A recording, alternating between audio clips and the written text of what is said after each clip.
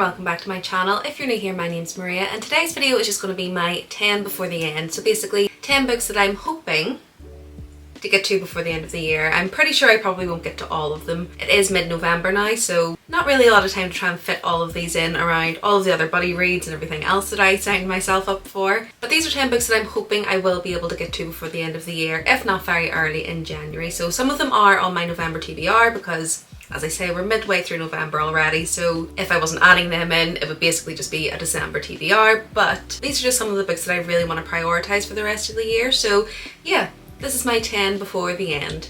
Okay, so the first book that I've got is kind of similar to a few of the books on here, and it's basically just finishing off our continuing series that I'm in the middle of. So the first one is The Dawn of the Cursed Queen, and this is by Amber V. Nicole.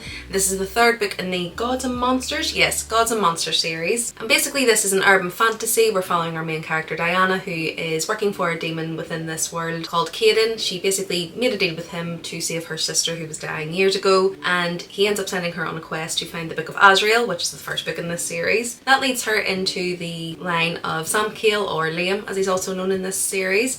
He is basically a god king who has been a bit of a recluse for the last few years, but after an attack on his people, he ends up on the road to trying to find this Book of Azrael as well. So they end up reluctantly allying, and the story goes from there. It's enemies to lovers, urban fantasy, found family, very Buffy the Vampire Slayer vibes if you like that show, or not so much Vampire Diaries, but yeah, I would say probably more Buffy the Vampire Slayer vibes in this one. I've really loved the first two books, so I really want to finish this book because I believe book 4 comes out next year, so hoping to round out the series before the end of this year. So similarly, this is the end of a series. It's The Burning God by R.F. Kuang, and this is the third book in the Poppy War series. So again, I've read the first two books in this series, and this is actually the last book in the series. So this will be finishing a series. And in this one we follow our main protagonist Rin, who is an orphan within this time and is about to be married off to quite an old man. She makes a deal with her aunt and uncle who she's living with, who are quite abusive to her as well, that if she can get into this military college that they will let her call off the wedding and she can go there to train to become a warrior within the army of this land. This one's a pretty brutal series. It's very intense, it's quite graphic. It does pull from history as well. So yeah, this one's not for the faint of heart. It's definitely much more on that political side of fantasy, and I've really loved it, really loved the writing. I've actually loved how gritty it is, even though it's pretty hard to read. But yeah, third book, I've read the first two, really loved them, thought they were really impactful, and just loved the writing in them as well. So want to try and finish this out before the end of the year. So this next one is The Ever King, and it's by L.J. Andrews, and it's technically not a continuation of a series, but it's almost like an interconnected series. So the first series I've read by L.J. Andrews is called The Broken Kingdoms, and it's set up in the same world as this, and the last book in that series actually talks about some of the characters that are in here, and it's almost like a prequel to what happens within this series. And I believe it is mentioned within this series why they've got to this place, but reading that series just gives you a lot more context for probably some of the stuff that happens in here.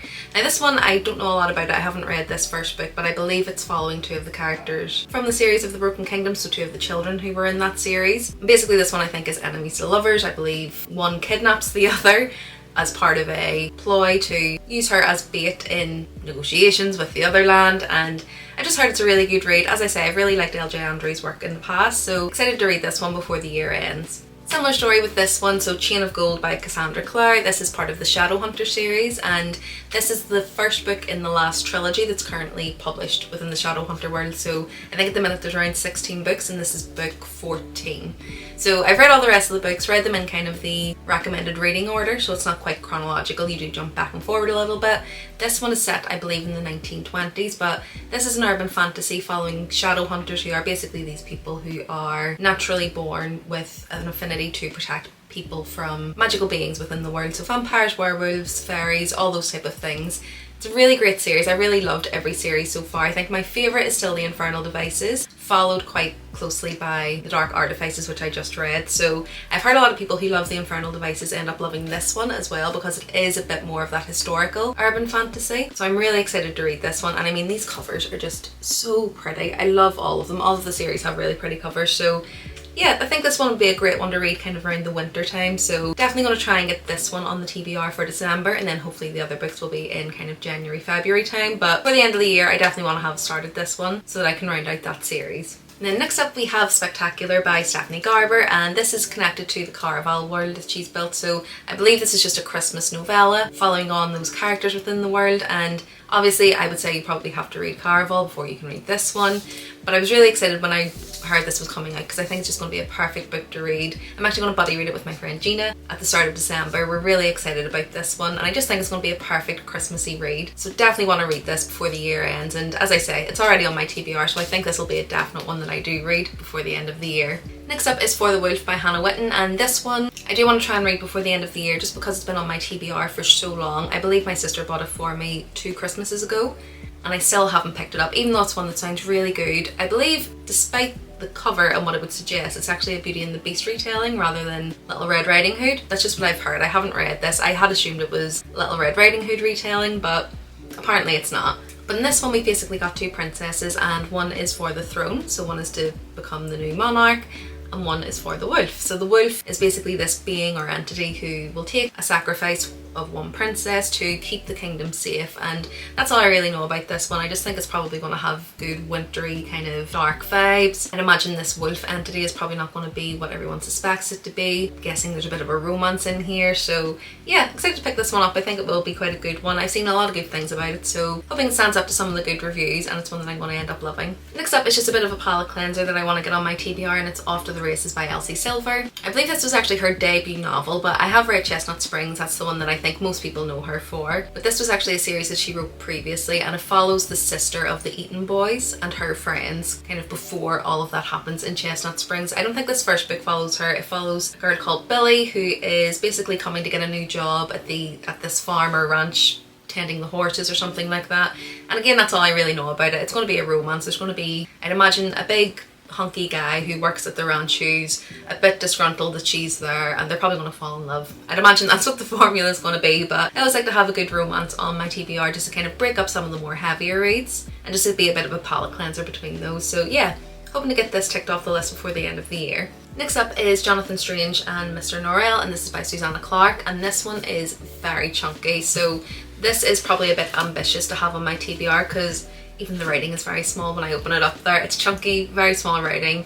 It's quite a long book. I think this could be one that I read just after Christmas time, maybe in between the New Year period, because it's set in kind of Victorian times, I believe. Oh, a bit earlier than that, 1806. And it follows 2 magicians who I believe end up battling against each other, and again, that's all I really know. I just know it's meant to be quite gothic, it's meant to be quite well written, it's supposed to be really immersive, and yeah, I'm just dying to get a book that just really makes me feel and really gets me immersed in the world, so hoping this could be one that will tick that off the list. But it's one I've had in my TBR for quite some time in terms of my Goodreads TBR. Finally picked it up when I seen this edition. It's a new edition that they've got out. Really love the cover, really love the vibes of it, and it's made me a bit more excited to pick this one up actually. So hopefully, as I say, I'll maybe read it just after that Christmas time and between New Year, because I just think the vibes of it and kind of the time period that it's set in, for me personally, it's just going to fit in so well. So yeah, adding this to the end of your TBR. Next up is Lady Macbeth by Ava Reid, and this one is actually on my November TBR, so I'm pretty sure I will get this read before the end of the month. And this one, it's just because it's been on my TBR since it came out. I did get this very late edition, and I've heard nothing but good things about this. I believe it's kind of a feminist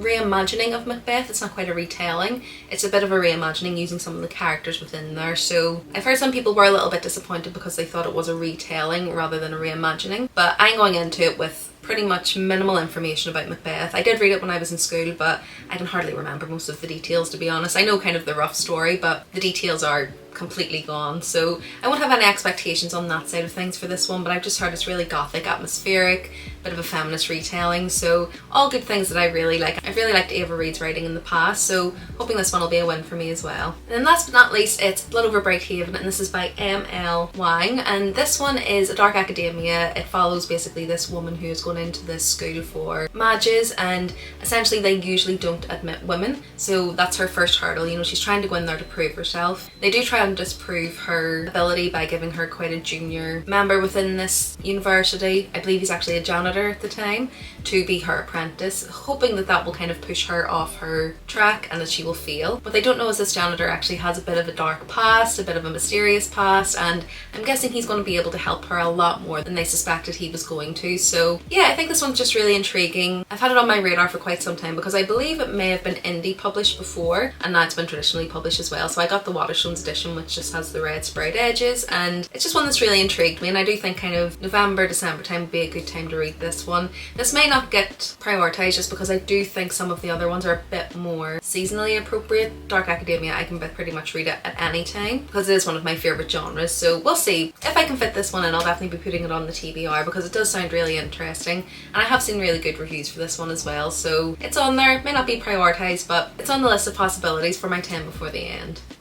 Okay, so that's everything. These are my 10 before the end. I mean, this is a pretty ambitious stack, but I usually read around 10 books per month, so even if I did just make this a December TBR, I think it might be achievable. I will hopefully have some time off in December, so it is ambitious, but I'm hopeful. I'm hopeful we can do it. That's everything. Definitely let me know what your 10 before the end are, or even just a book that you're prioritising to read before the end of this year. Are there any I should be adding to my list to read before the end of the year? Should I be switching any of these out? Definitely give me all your recommendations below. If you like this video, do remember to give it a like, and if you want to see more from me, remember to subscribe. I'm posting 2 videos per week, and it's videos like this, so TBR jars, book shopping vlogs, book hauls, reading vlogs, all good bookish things like that. Other than that, thanks so much for watching this one. I hope you really enjoyed it, and I'll see you in the next one soon.